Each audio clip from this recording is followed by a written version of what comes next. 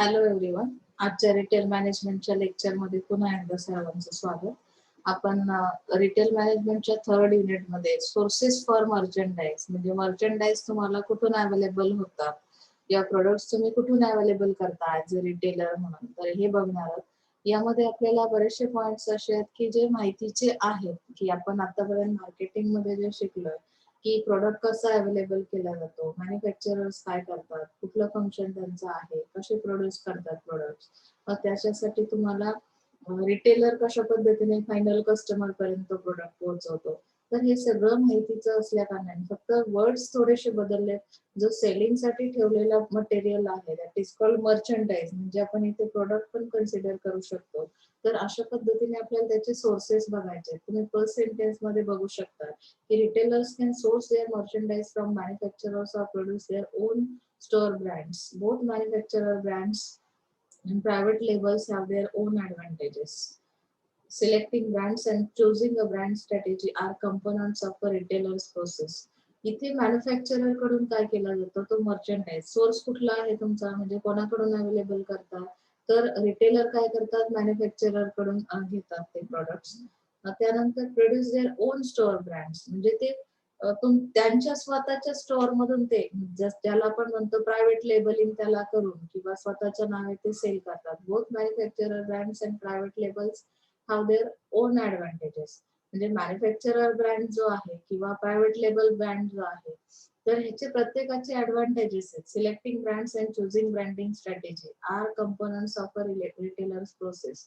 म्हणजे इथे brands related कुठली स्ट्रॅटेजी यूज करायची किंवा कुठला ब्रँड सिलेक्ट करायचा, यामध्ये रिटेलर्स काय करतात की मर्चंडाईजचे असॉर्टमेंट प्लॅनिंग करतात. म्हणजे ही जी प्रोसेस आहे त्याला आपण असॉर्टमेंट प्रोसेस पण म्हणू शकतो की आपण आपल्याला आता किती प्रोडक्ट सेलिंग साठी ठेवायचे रिटेलर म्हणून, तर मग त्या पद्धतीने ती असॉर्टमेंट केली जाते, म्हणजे एकत्रित केले जातात ते products. The most complex task for retailer is to decide whether to source the merchandise from within the country or to source it from global sources.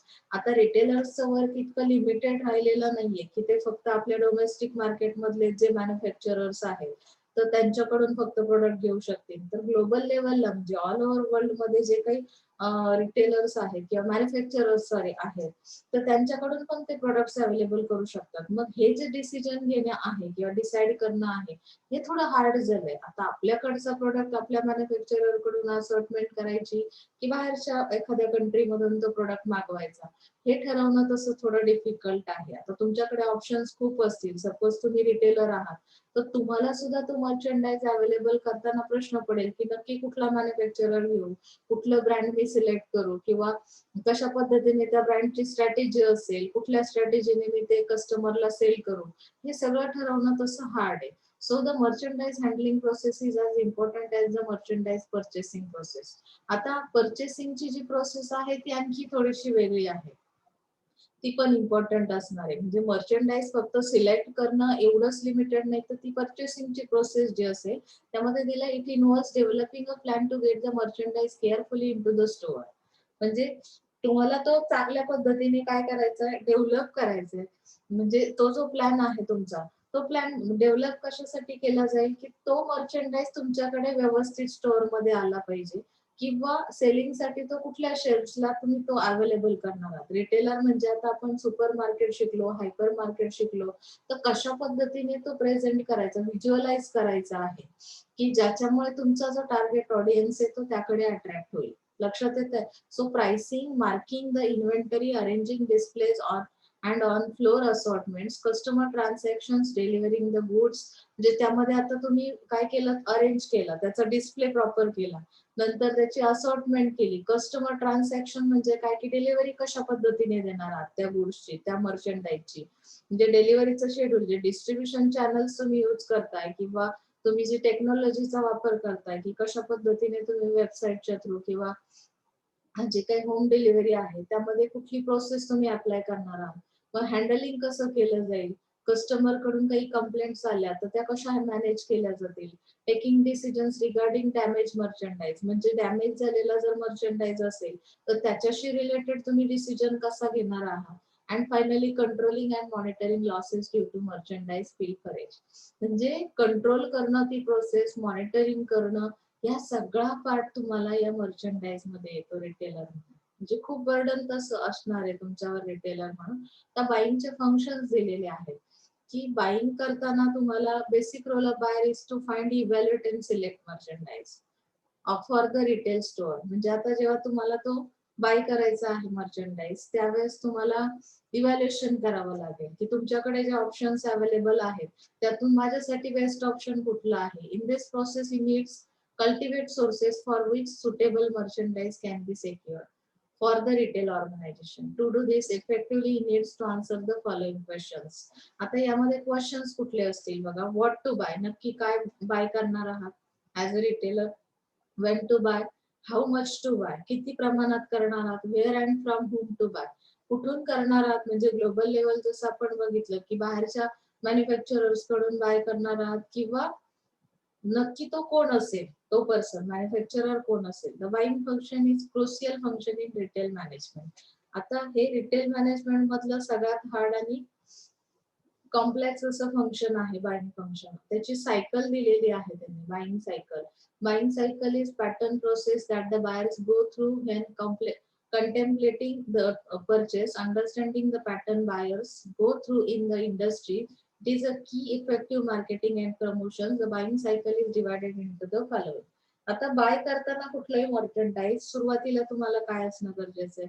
Awareness, consideration, purchase and after sale. आपण ही diagram बघू शकतो की अशी ही cycle आहे. जशी product life cycle आहे ना 4 स्टेज मध्ये, सेम तशी ही रिटेलरची बाईंग सायकल आहे.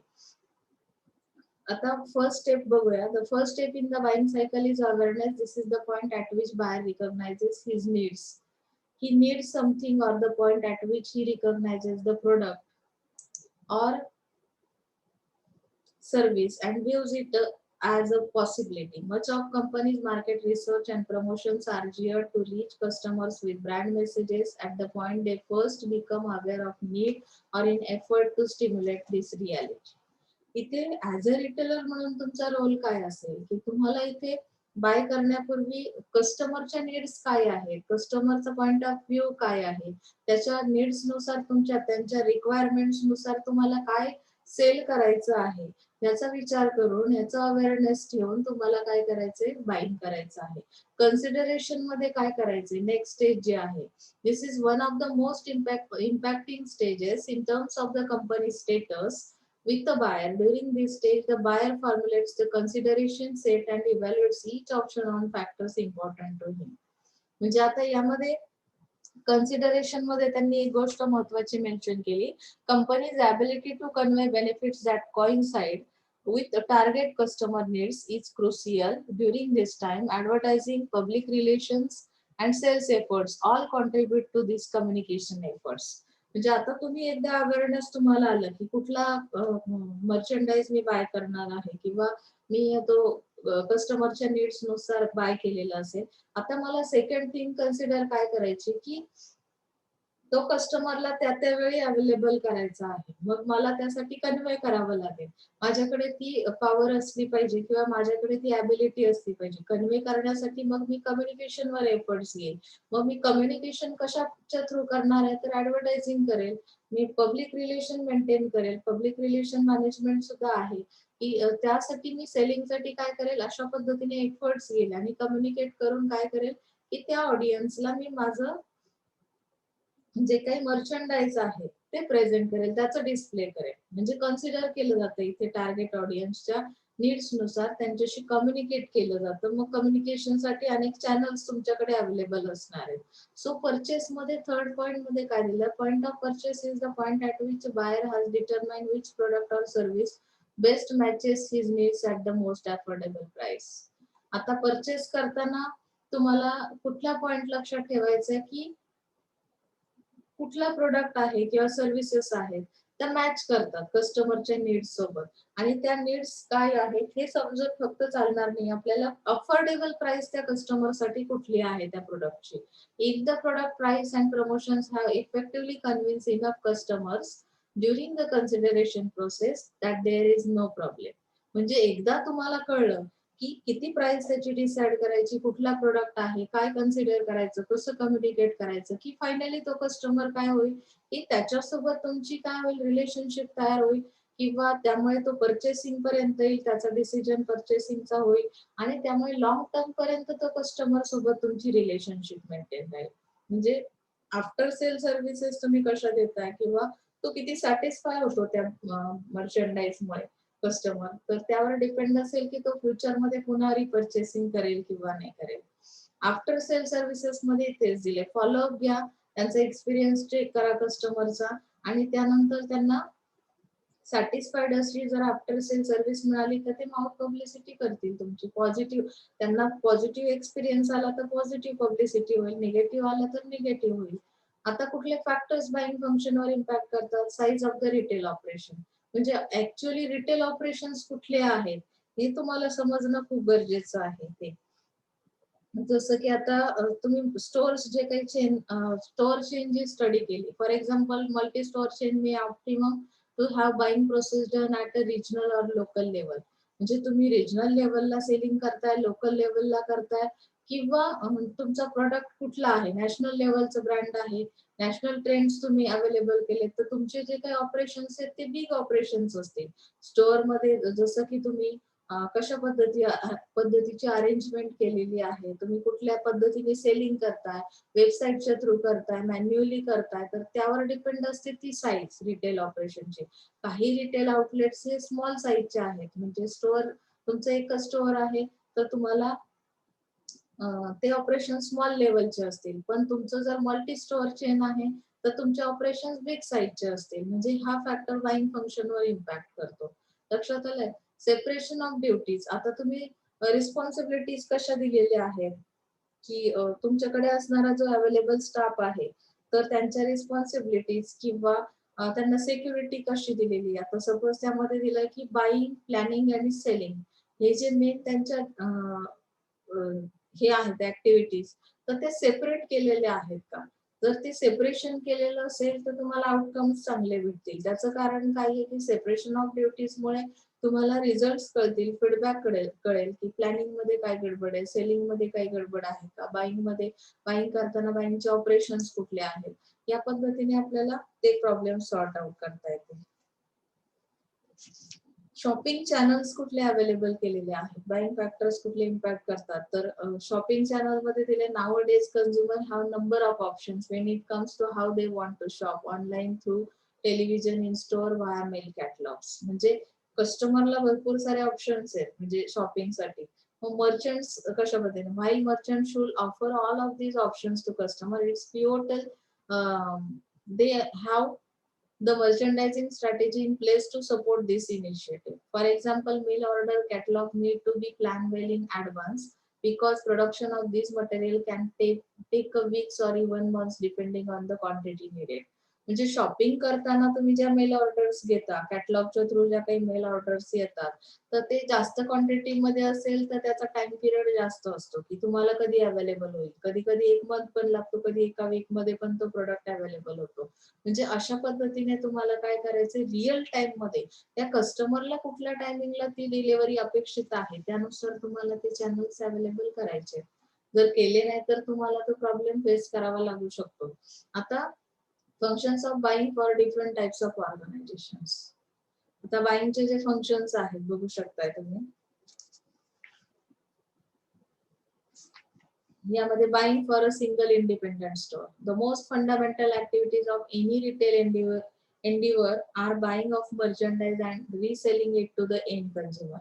In small independent stores, an individual is the owner and manager and is responsible for all the business operations. म्हणजे एकच मॅनेजर आहे. स्मॉल इंडिपेंडेंट स्टोअर असेल तर सगळी रिस्पॉन्सिबिलिटी एका मॅनेजरवर येते. लक्षात आलं? For all business operations of the store, including all the buying and merchandising, it is necessary that he must have a thorough understanding of the buying process. म्हणजे एकच person जर इथे रिस्पॉन्सिबल आहे तर त्याला ती प्रोसेस कम्प्लीट माहिती असणं गरजेचं आहे. मग तो मर्चंडाईजची स्पेशालिटी काय आहे, त्याचं प्राइसिंग कसं आहे, कुठल्या स्ट्रॅटेजीज अप्लाय केल्या किंवा कस्टमरच्या नीड्स काय आहेत. जसं इथे दिलं, you will have better understanding of their needs and wants and the function of buying will be as per the requirements. आलं लक्षात? मग त्यामध्ये त्यांनी एक पार्ट दिलाय बघा, role of buyer has been created in such an organisation it will involve.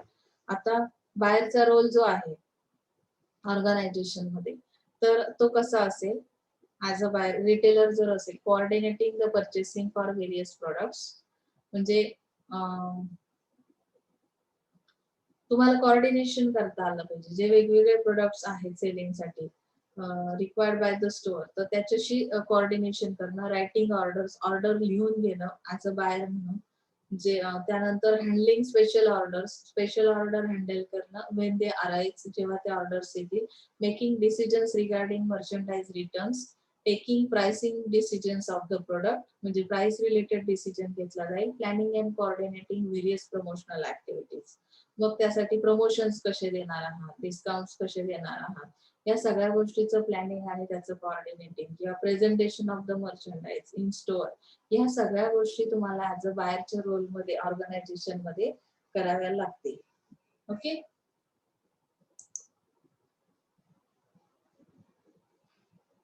Customer contact and selling also. तर buyer म्हणून buying for a chain store, chain store असतील किंवा चेन ऑफ डिपार्टमेंट स्टोअर्स असतील, तर त्यामध्ये दिले merchandising in chain stores is characterise by central buying plans and central merchandising plans. आता retail chain operates in more than one region, म्हणजे फक्त एकाच रिजन मध्ये तुम्ही सेलिंग करत नाही आहात, तर तुम्ही बऱ्याचशे रिजन काय केलेले, टार्गेट केलेले. Therefore it has to serve the needs of diverse consumer market, म्हणजे तुमचा जो कस्टमर आहे प्रत्येक रिजनचा तो डिफरंट टाईपचा आहे, मग त्याच्या ज्या नीड्स आहेत त्या पण डिफरंट असणार, डायव्हर्सिटी असणार त्या मार्केटमध्ये. मग तुम्हाला बाईंग करताना मर्चंडाइज काय करावं लागेल, ह्या गोष्टीचा विचार करावा लागेल. It is also necessary that the buyer completely understand the type of product that are needed by the market and that the retailer is catering to, म्हणजे ज्या पद्धतीच्या नीड्स आहेत त्याच पद्धतीने तुम्ही काय करणार आहात की मर्चंडाइज अवेलेबल करणार आहात. मग त्यामध्ये ओव्हर बाईंग किंवा अंडर बाईंग हा जो हे आहे, ही जी प्रोसेस आहे, तर याच्यामुळे तुम्हाला प्रॉफिटेबिलिटी मिळणार किंवा नाही मिळणार, हे रिटेलरच्या प्रॉफिटेबिलिटी हा फॅक्टर इम्पॅक्ट करतो. सपोज आता तुम्ही काही प्रोडक्ट्स खूप जास्त प्रमाणात बाय करून ठेवले आणि ते सेल झाले नाही, तरी सुद्धा तुमच्या प्रॉफिटेबिलिटीवर काय होईल, त्याचा इम्पॅक्ट होईल. Okay. Buying for non store retailers, तर इथे बघू शकताय तुम्ही,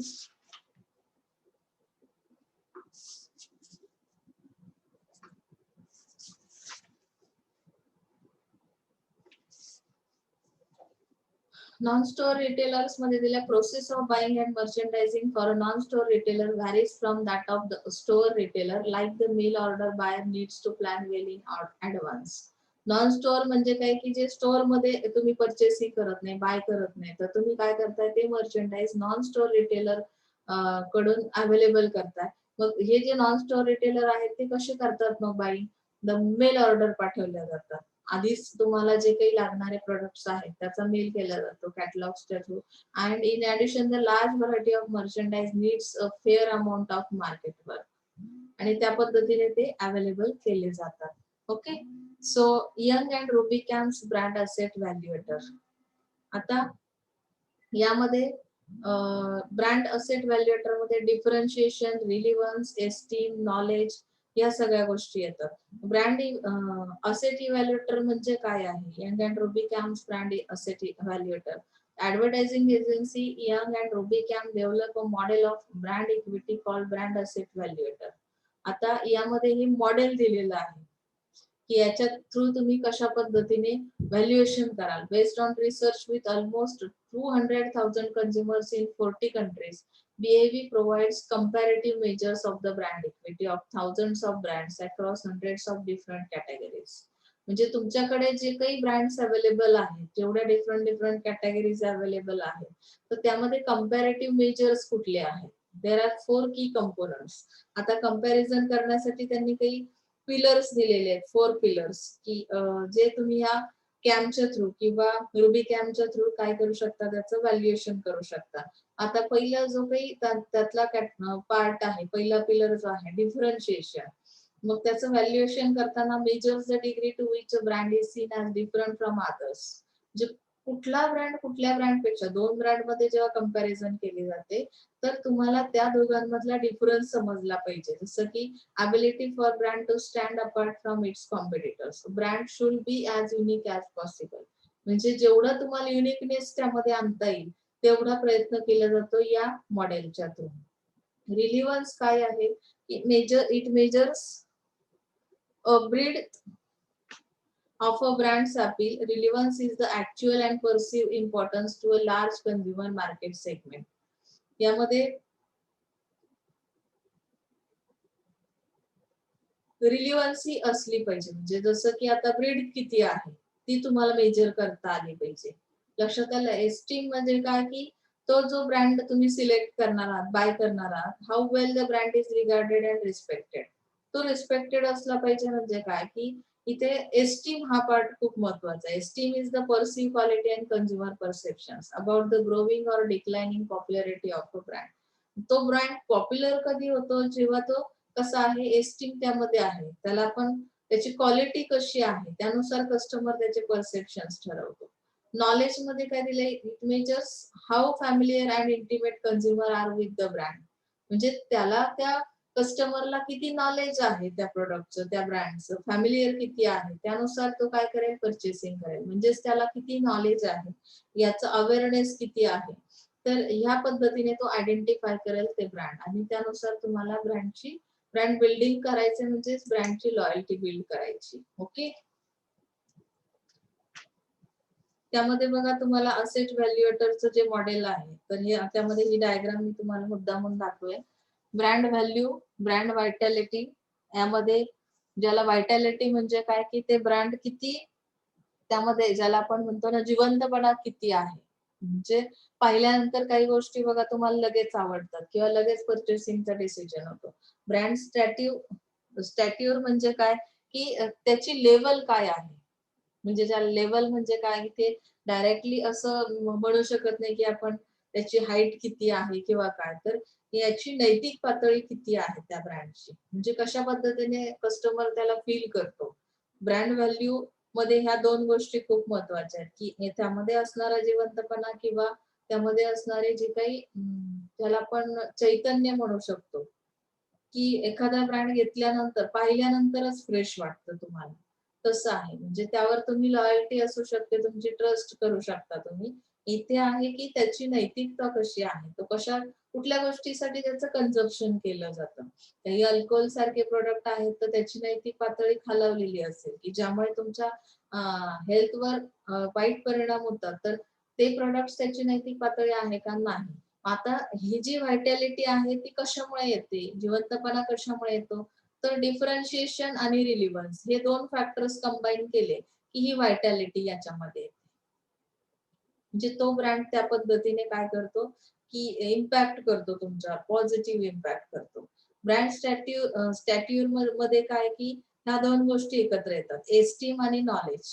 त्या कस्टमरला किती नॉलेज आहे, फॅमिलियर आहे का तो किती रिस्पेक्ट करतो त्या ब्रँडला, याच्यानुसार तुमची ही नैतिकता लक्षात येते की त्या ब्रँडची ऍक्च्युअली व्हॅल्यू काय असेल.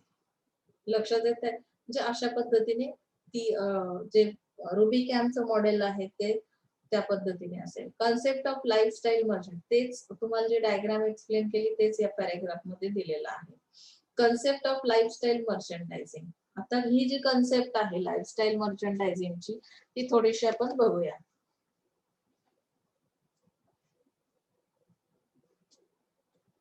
यामध्ये दिला concept of lifestyle merchandising has been gaining importance since the 1970s. The marketing concept of 1960 gave way to all important era of positioning in the 1970. आता मार्केटिंगची जी कन्सेप्ट आहे ती 1960 मध्ये आली, पण त्याची पोझिशनिंग म्हणजे पोझिशनिंग हा जो पार्ट झाला तो 1970 मध्ये. म्हणजे मार्केटिंग सुरू झालं, पण यामध्ये त्यांनी जी लाईफस्टाईल मर्चंडायझिंग सांगितलेलं आहे त्याचं इम्पॉर्टन्स 1970 मध्ये आपल्याला समजलं की मर्चंडायझिंग हा काय प्रकार आहे, त्याची लाईफस्टाईल कशी स्टडी करायची. तर नेक्स्ट पॅरेग्राफ मध्ये त्यांनी एक्झॅक्टली मेन्शन केलंय, products that have made with the success in terms of lifestyle merchandising include furniture, cookware, accessories like watches, bags, exclusive cosmetics, skin care, body care and hair care products. Lifestyle merchandising also common in food and beverage business, where certain restaurants may cater to the requirements of people from a certain class of society, and retailers may also combine cooking shows on a particular television channel with a collection of cookware. For example, Sanjeev Kapoor Granite Non-Stick Cookware. म्हणजे lifestyle मर्चंडायझिंग मध्ये काय केलं की जे तुमचे डेलीचे products आहेत, food products आहेत, रिटेलर्सने कुठली स्ट्रॅटेजी ते अप्लाय केली की जशी कस्टमरची लाईफस्टाईल आहे, कस्टमर्स आता जर जनरली तुम्ही लेडीज मध्ये जर बघितलं की मुली पूर्वीच्या पद्धतीने ह्याचं एज्युकेशन मिळत होतं, तुम्हाला किचन बद्दल जे नॉलेज मिळत होतं ते घरातूनच मिळत होतं. पण आता मार्केटमध्ये काय झालंय की रिटेलर्स एक स्ट्रॅटेजी वापरतात की कुकिंगसाठी एखादा शो दाखवला जातो. मग त्या शोची ऍडव्हर्टाईज करताना आता त्यांनी संजीव कपूरचं एक एक्झाम्पल दिलं की नॉन स्टिकी कुकवेअर कशा पद्धतीने ते वापरतात, त्यामध्ये कुठल्या कुठल्या प्रकारचं फूड मटेरियल तुम्ही बनवू शकता, ते त्याच्यामध्येच बनवलं तर कशा पद्धतीचं बेनिफिट कस्टमरला मिळेल, म्हणजे इनडायरेक्टली ते काय करतात, मार्केटिंग करतात तुमच्या मर्चंडाईजचं. लक्षात आलंय? ते नॉनस्टिकी जे पॅन्स आहेत ते वापरले तर काय बेनिफिट मिळतं, तुमचा मुळात जर इंटरेस्ट याच्यामध्ये आहे की फूड प्रोडक्ट्स मध्ये आहे किंवा मग हेल्थ केअरचे जे प्रोडक्ट्स आहेत ते कसे वापरले जातात, फिटनेस साठी कशी ऍडव्हर्टाईज केली जाते, ज्याच्यामुळे ही लाईफस्टाईल मर्चंडायझिंग आहे. जशी कस्टमरची लाईफस्टाईल चेंज होते तसं ते मर्चंडाईज कशा पद्धतीने अवेलेबल करायचं, त्यासाठी हे वेगवेगळे मार्ग त्यांनी दिलेले आहेत. लक्षात आलं? नेक्स्ट तुमचा पॉइंट आहे प्रायव्हेट लेबल मिनिंग. आता प्रायव्हेट लेबलिंग मध्ये आपण बघूया. Private label brands, also called store brands, house brands, or own brands, are products developed by retailers. In many cases, retailers develop the design and specifications for their private label products and then contract with manufacturers to produce those products. आता private label brands जे store brands आहेत, house brands आहेत, on brands आहेत, तर यामध्ये ते develop करतात retailers. Okay, in many cases retailers develop the design and specification for their private label products. Retailers काय करतात, ते एकदा मॅन्युफॅक्चरर्स कडून बाय केले की ते त्यांचं स्वतःचं ओन लेबल तर करतात, पण काही डेव्हलपमेंट डिझाईन मध्ये पण केली जाते and then contract with manufacturer to produce those products. And other cases, national brand vendor work with a retailer to develop special version of its standard merchandise, offering to be sold exclusively by the retailer. जे standard ज्या काही मर्चंडाईज आहे त्यासाठी काही वेगळे versions वापरले जातात, फक्त डिझायनिंग वगैरे नाही. मग यामध्ये दिला in this case the national brand vendor or manufacturer is responsible for the design and specification as well as the production of the मर्चंडाईज. ते प्रोडक्शनच्या प्रोसेस मध्ये पण ही लोक इन्व्हॉल्व्ह होतात, म्हणजे जिथे फक्त डिझायनिंगच केलं जात नाही. नॅशनल लेवलचे जे ब्रँड्स आहेत, जे वेंडर्स आहेत किंवा मॅन्युफॅक्चरर्स आहेत, ते कशाची रिस्पॉन्सिबिलिटी घेतात, तर डिझायनिंग विथ स्पेसिफिकेशन. मग प्रोडक्शन प्रोसेस मध्ये पण ते इन्व्हॉल्व असतात. ओके, आता यामध्ये 4 कॅटेगरीज दिलेल्या आहेत प्रायव्हेट ब्रँडच्या: premium, copy cat, exclusive and general. Premium private label brands offer the consumer a private label that is comparable to manufacturer's brand quality, sometimes with modest price savings. It competes on quality, not price. Example of premium private labels include Kellogg. आता premium private label brands मध्ये केलॉगचं example दिलंय. 2 scoops of raisins in its cereals, but the President Choice cereal has 4 and is cheaper. म्हणजे आपण serials ज्याला आपण हे काय म्हणू शकतो की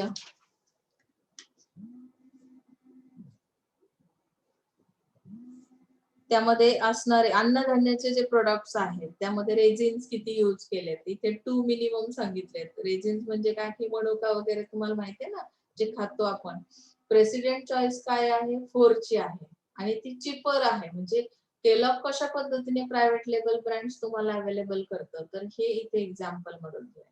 कॉपी कॅट ब्रँड्स मध्ये काय दिलंय की imitate the manufacturer's brand in appearance and packaging, generally are perceived as lower quality and are offered at lower prices. Copycat brand म्हणजे काय की सेम जो प्रोडक्ट आहे तुमचा क्वालिटी ब्रँड त्याच्यासारखाच दुसरा बनवला जातो, मॉडिफाय केला जातो आणि त्याच्या शेजारी तो सेलिंगला ठेवला जातो. म्हणजे पूर्ण कॉपी केलेलं असतं. आणि यामध्ये काय दिलंय बघा, many retailers monitor the introduction of new national brands and then modify them to meet the needs of their target customers. And for instance, copycat brand may be placed next to the manufacturer's brands and often look like them. The same similar. आता national लेवलचं जे brand आहे त्या टाईपचं brand तुम्ही बनवता, modify करता त्याला आणि कस्टमरच्या ज्या नीड्स आहेत त्याच्याशी ते मॅच झालं पाहिजे अशा पद्धतीने कॉपी कॅट ब्रँड तयार केले जातात. एक्सक्लुझिव्ह ब्रँड्स जे आहेत, एक्सक्लुझिव्ह ब्रँड मध्ये दिलं की an exclusive brand is a brand that is developed by a national brand vendor, often in conjunction with the retailer, and is sold exclusively by the retailer. The simplest form of exclusive brand occurs when national brand manufacturer assign different model numbers and has different exterior features. आता exclusive मध्ये काय केलं जातं की तोच product आहे, पुन्हा ते तयार करतात, त्याच्यामध्ये काहीतरी फंक्शन्स ऍड केले जातात, आलं लक्षात, आणि त्याला नंबर्स दिले जातात. जसं त्यांनी एक्झाम्पल दिलंय, Canon digital camera sold at Best Buy might have a different model number. कॅनॉनचे जे डिजिटल कॅमेरे आहेत तर त्याचे मॉडेल नंबर त्यांनी चेंज केलेले आहेत, फर्स्ट मॉडेल, सेकंड मॉडेल, अशा पद्धतीने हे एक्सक्लुझिव्ह ब्रँड्स आहेत. जेनरिक ब्रँड मध्ये काय आहे की price sensitive, target a price sensitive segment by offering no frills product at a discount price.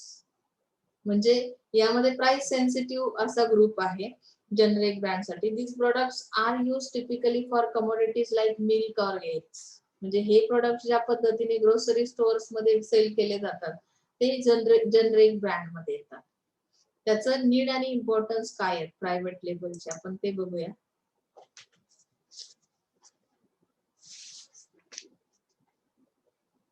Identification of need gap, म्हणजे जो काही गॅप तयार झालेला आहे मार्केटमध्ये, जसं one of the most important reasons for retailers to optimum for private labels is fill the gap in the product offerings. This gap may be due to the non-availability of a particular product category. म्हणजे एखाद्या कॅटेगरीचा product available होत नसेल तर private labelling काय करतं की हा gap भरून काढण्याचं काम करतं, म्हणजे अवेलेबल करतं ही कॅटेगरी प्रोडक्टची.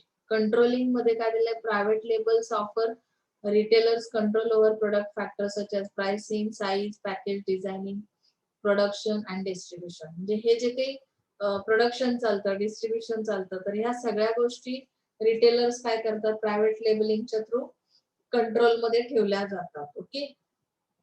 आता डिझाईन कशी अपेक्षित आहे कस्टमरला, मॅन्युफॅक्चररने ज्या पद्धतीची बनवली ती अपेक्षित नसेल कस्टमरला तर यामध्ये चेंज केला जातो, म्हणजे कंट्रोल मध्ये ठेवल्या जातात सगळ्या गोष्टी. ब्रँडिंग केलं जातं म्हणजे काय की branding, successful private label brands will be able to create a better sales opportunities for retailers. The customization of store brand labels such as to logos and taglines can personalize the customer shopping experience. म्हणजे कस्टमरचा shopping experience कसा आहे किंवा तो healthy असला पाहिजे, कस्टमरची loyalty आली पाहिजे, तर यासाठी तुम्ही काय करता की त्या ब्रँडला लोगोज, टॅगलाईन्स दिल्या जातात की ज्याच्यामुळे ते स्टोअरचं ब्रँड जे आहे, ते स्टोअरचं ब्रँड लेबल्स जे आहे ते अट्रॅक्टिव्ह होतील आणि त्यामुळे कस्टमर अट्रॅक्ट होईल. एनहान्स शॉपर्स एक्सपिरियन्स, शॉपरला तो एक्सपिरियन्स कसा झाला पाहिजे, बेटर झाला पाहिजे, त्यासाठी टेक्नॉलॉजीचा वापर केला जातो, काही वेगवेगळे टेक्निक्स यूज केले जातात आणि त्या पद्धतीने सॅटिस्फाय केला जातो कस्टमर. व्हॅल्यू कशी आहे, व्हॅल्यू कशावर डिपेंड आहे, consumer consider when choosing private label brand it still remains an important one and the most significant advantage of store brand labels during economic downturns is that the price gains importance as consumers increasingly turn to money saving strategies. जे कस्टमरची strategy काय आहे की मनी save झाला पाहिजे, त्या पद्धतीने price तुम्ही decide करा जेणेकरून काय होईल, त्या प्रोडक्टची किंवा त्या ब्रँडची एक व्हॅल्यू तयार होईल. ओके. कॉम्पिटेटिव्ह ऍडव्हान्टेज मिळेल, जिओग्राफिकल बाउंड्रीज ज्या आहेत तर त्यानुसार जे काही व्हेरिएशन्स येतात कस्टमरच्या प्रेफरन्सेस मध्ये, तर त्यामुळे हे प्रायव्हेट लेबल्स लेबलिंग किंवा जे काही ब्रँड सेल केले जातात अशा पद्धतीने प्रायव्हेट लेबल्सच्या थ्रू, तर तुम्हाला बेसिक ऍडव्हान्टेज मिळतं, कॉम्पिटेटिव्ह ऍडव्हान्टेज. हाय मार्जिन तुम्हाला मिळेल, क्रिएटिंग कस्टमर लॉयल्टी, कस्टमरची लॉयल्टी राहील, रिटेलरची एक इमेज बनते आणि त्यामुळे त्या कस्टमर त्या स्टोअर मधून काय करेल, परचेसिंग करेल. आता इंडियामध्ये काय पोझिशन आहे प्रायव्हेट लेबल्सची ती बघूया. Private labels are win win solution for retailers and customers in current retail market structure. While retailers expect better bargaining power with their vendors. आता vendors सोबत जेव्हा रिटेलर्स बार्गेनिंग करतात किंवा त्यांच्याकडे ती पॉवर आहे असं सांगतात, in turn better margins and control over their merchandise mix. इथे रिटेलर काय करतो की मर्चंडाइज मिक्सला कंट्रोल करतो. Customer get a wider range, better quality. म्हणजे कस्टमरला काय पाहिजे की म्हणजे काय आपण याची लाईन बघितली प्रोडक्ट लाईन, तसे इथे रेंज मध्ये वाईड रेंज मध्ये ते प्रोडक्ट अवेलेबल केले जातात, कारण रिटेलर्स तेवढी असॉर्टमेंट करतात, क्वालिटी प्रोव्हाइड करतात, गुड प्राइसेस असतात त्या प्रोडक्टच्या. So the growth of private label is directly link to the growth of modern retailing. म्हणजे जे काही आपण आता सुपर मार्केट किंवा हायपर मार्केट स्टडी केले तर ही ग्रोथ आहे. मॉडर्न रिटेलिंग मध्ये तुम्ही वेबसाईटच्या थ्रू किंवा बाहेरच्या कंट्रीज पर्यंत तुमचे प्रोडक्ट सेल करू शकता. म्हणजे आता इंडियामध्ये अशा पद्धतीची सिच्युएशन आहे. Retailers need to gain a customer confidence in its offerings so as to successfully introduce private labels. Okay. Indian retailing has seen a lot of ups and downs over the last few years. कुठल्याही याच्यामध्ये growth स्टेजला जाणं किंवा development करणं याच्यासाठी तुम्हाला बरेचशा अडचणी येतात, तर त्या फेस केलेल्या आहेत इंडियन रिटेलर्सने. With the increasing growth of the organised retail sector, private labels और store brands are also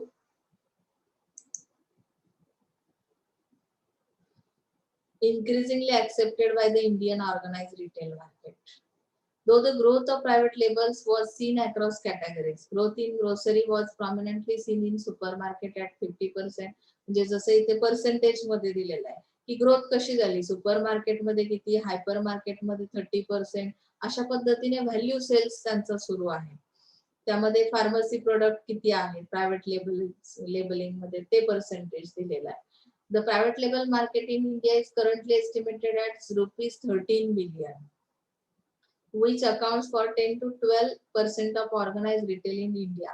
Shoppers Stop has STOP Lifestyle, has Miller and online e-retailers like a Mantra and Jabang to have their own private labels. इथे मंत्रा किंवा ह्या ज्या sites आहेत जबंगच्या, त्याच्यावर सुद्धा private लेबलिंगचे जे काही ब्रँड्स आहेत ते सेल केले जातात. त्यामध्ये त्यांनी किती पर्सेंट त्यांचं हे आहे, पतलूनचं किती पर्सेंट आहे सेल्स, तर हे वेगवेगळ्या ब्रँडची नावं दिलेली आहेत. रिलायन्स किती आहे.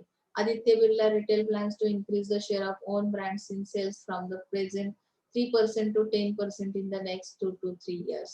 म्हणजे आदित्य बिर्ला जे काही सेलिंग आहे किंवा त्याचे जे शेअर्स आहेत, share of own brands in sales, त्यांचे स्वतःचे ब्रँड्स किती आहेत, तर नेक्स्ट 2 to 3 इयर्स त्यांनी हे दिलं एस्टिमेट की 3% अप टू 10% पर्यंत ग्रोथ त्यांचे होण्याचे चान्सेस आहेत.